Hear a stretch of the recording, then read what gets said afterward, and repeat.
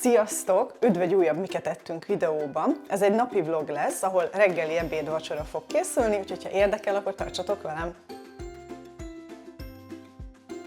Csináltam tegnap este már körözöttet, mert azt olvastam, hogy jó, hogyha áll egy pár órát, és mivel mi ezt reggelire szeretnénk enni, ezért már tegnap este megcsináltam. Most csináltam először, úgyhogy nagyon kíváncsi vagyok, hogy milyen lett.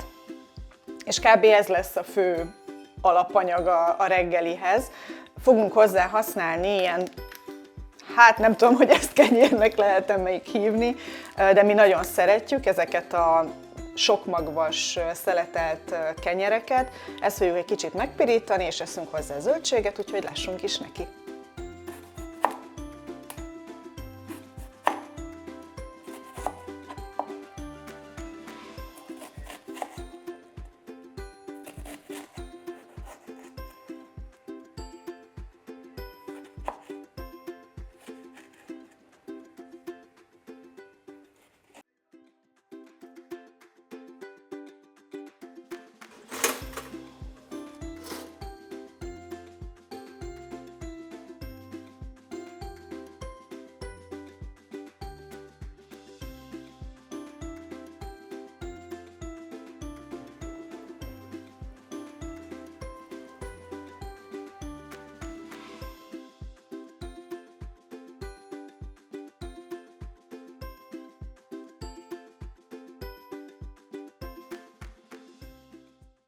Ebédre stroganoffot fogok csinálni. Már nagyon régóta a Good Food receptje alapján csinálom, egy pici módosítással. Viszonylag sok alapanyagra van szükség, nem egy fél óra alatt rakja össze az ember ezt az ételt. Most 11 óra van, úgyhogy remélhetőleg egy óra környékén már tudunk ebédelni. Amiért én ezt nagyon szeretem, hogy ez egy kicsit másképp készül, mint úgy általában egy stroganoff recept, amiben lila hagyma kerül, meg uborka. Ez egy picit más oldalról közelíti meg, úgyhogy remélem nektek is tetszeni fog ez a recept. A leírásban megtalálhatjátok majd. Lássunk is neki! Először a húsgombócok összeállításával kezdjük, amihez a hagymákat most meglinctelem, és utána összegyúrom a többi hozzávalóval.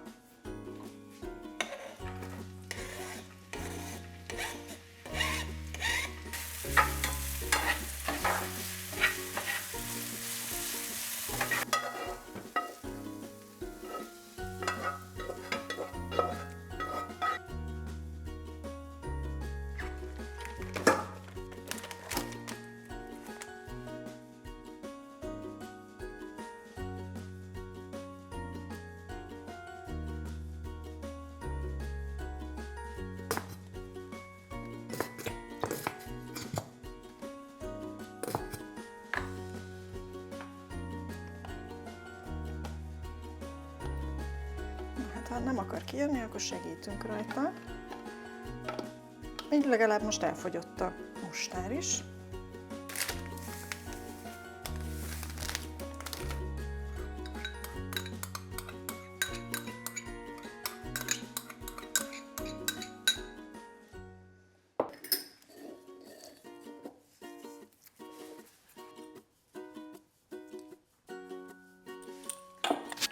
Na hát akkor aki nem fél belenyúlni, az kézzel csinálja.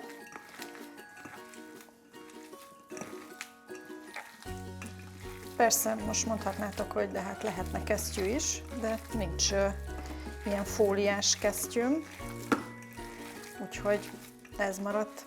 Természetesen mindig jó alaposan megmosom a kezemet utána.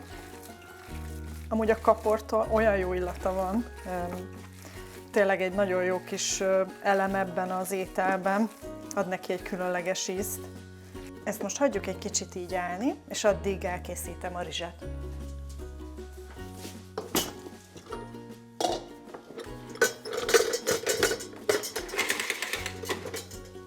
Imádom ezt a kis rizsfőzőt, mert tényleg úgy megkönnyíti az ember életét. Amíg ugye majd most foglalkozok a hússal, meg a gombával, illetve a szósszal, addig ez itt a háttérben tudja csinálni a kis dolgát. Igen, szegénykém egy kicsit már meg van viselve, hisz tényleg tehát heti rendszerességgel, egy héten van, hogy többször is elővesszük, hisz nagyon sok rizset fogyasztunk. Ehhez most én jászmin rizset vettem elő, egy másfél ilyen kis kupakkal kerül bele a rizs, és akkor az arány úgy van, hogy dupla annyi vizet kell belerakni.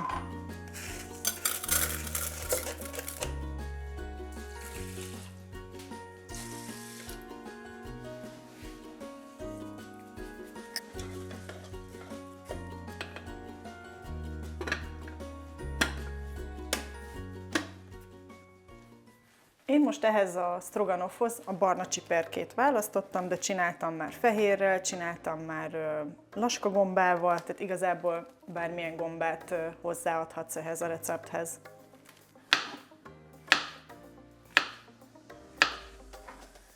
Ezt csak ilyen kis csikokra vágom fel, úgyis, tehát annyira durván ugye a gomba összemegy, olyan kicsi lesz, tehát teljesen felesleges apróra vágni a gombát. Mindig azt gondolom, hogy sok gombát rakok bele, aztán a végén rájövök, hogy még mehetett volna bele egy dobozzal, csak az elején meg nem fér bele a lábosba. De amúgy meg, ha ti nem szeretitek a gombát, mert hát nem mindenki szereti, amúgy ki lehet hagyni az ételből igazából. Erre a receptre sem mondanám azt, hogy szerintem hogy az a tipikus stroganoff recept. Ja. Most ez ennyi, azt ez a negyedére fog összemenni kb.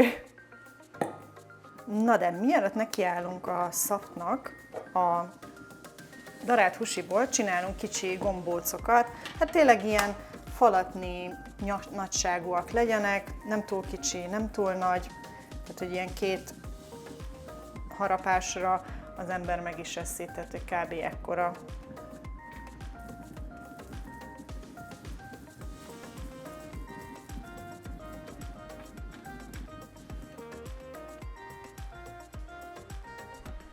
Na, akkor most kisütjük a húsgolyókat, utána azt is megint félretesszük, és a gombával együtt megcsináljuk az alapszószt.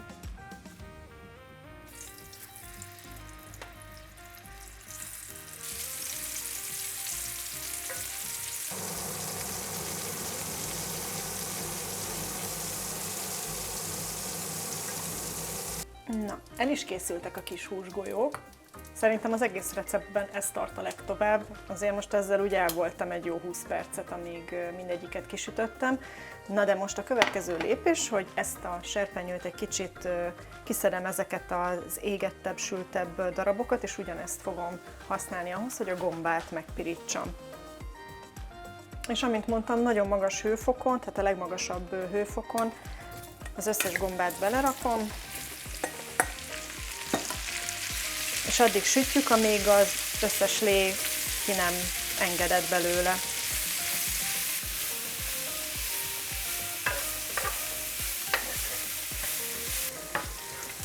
Na, amint látjátok, gyönyörű barnára sült.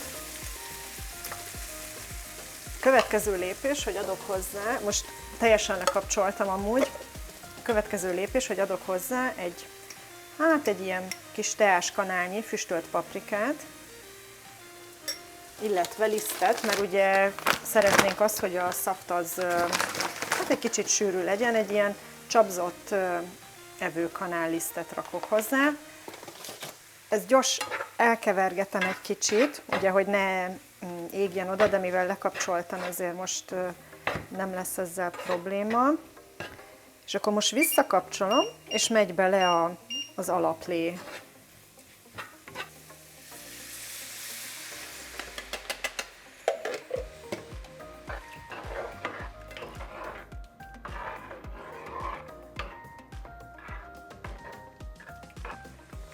És amikor úgy látod már, hogy a szaft az kezd sűrűsödni, akkor lehet hozzáadni a többi alapanyagot, ami a tejszín, a sűrített paradicsom és még egy kis mustár.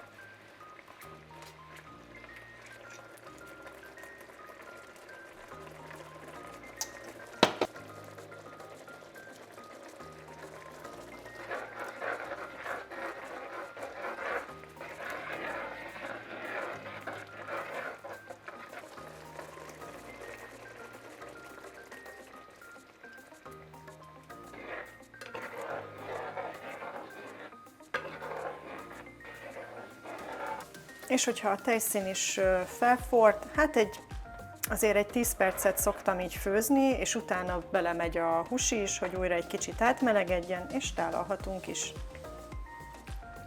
Na, mehetnek bele a húsikák. Miután a tejszínt belerakjátok, mindenképpen kóstoljátok meg egy 5 perc után, hogy nektek elég sós. Én például raktam még bele egy ilyen jó csipet sót, tehát már majdnem tényleg egy ilyen kis mokkás kanálnyit, mert azért a tejszín az el tudja nyomni a sót. Illetve aki szeretne, és úgy érzi, hogy a kapor íze még nem annyira domináns, az rakhat bele akár így utólag is egy keveset. Én is így tettem, tehát ebbe a tejszínes lébe raktam egy kis teáskanálnyi kaprot még. És akkor is szépen beleforgatjuk, mindenhol fedje jól. Tényleg 1-2 percig hagyjuk csak, hogy így rotyogjon benne, és akkor tálalunk.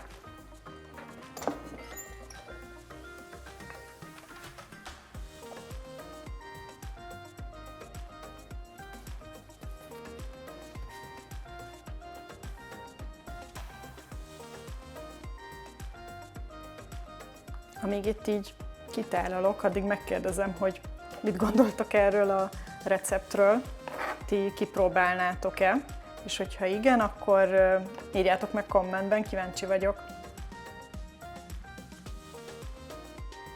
Győződjünk meg róla, hogy finom lett-e, kóstoljuk meg.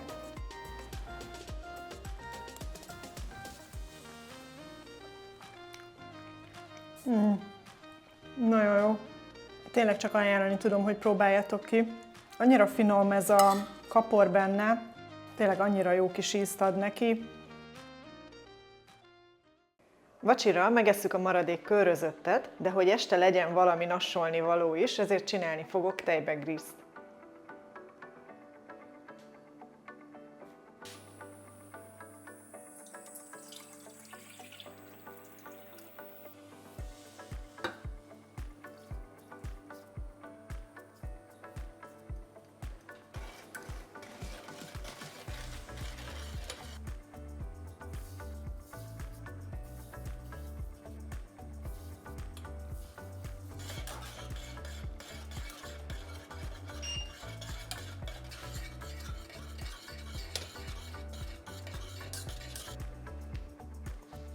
És kész is van. Tényleg az a jó ebben az édességben, hogy hát szerintem egy 15 perc alatt el is készítettem.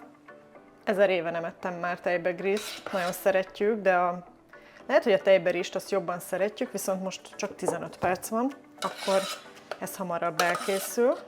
És amúgy ez az adag, én ugye ezt fél liter tejből csináltam, ez kettőnknek pont elég így egy evésre.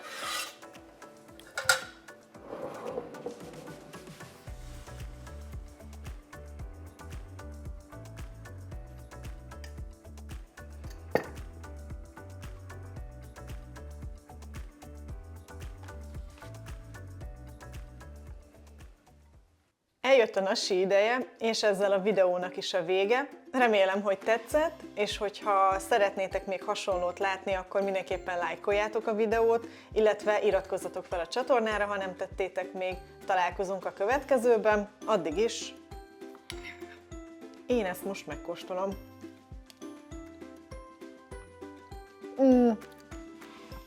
Sziasztok!